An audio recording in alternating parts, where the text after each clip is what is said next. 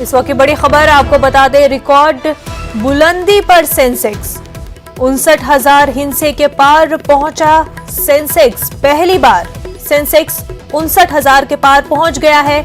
Nifty ने भी नया रिकॉर्ड बना लिया है। तो सेंसेक्स नए रिकॉर्ड पर पहुंच गया है।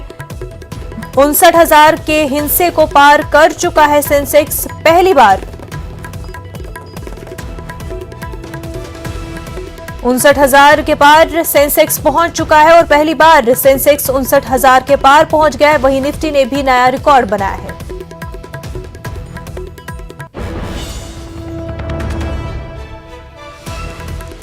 तो सेंसेक्स रिकॉर्ड बुलंदी पर पहुंच चुका है। पहली बार सेंसेक्स 59,000 पॉइंट के पार पहुंच चुका है। निफ्टी ने भी नया रिकॉर्ड बनाया है।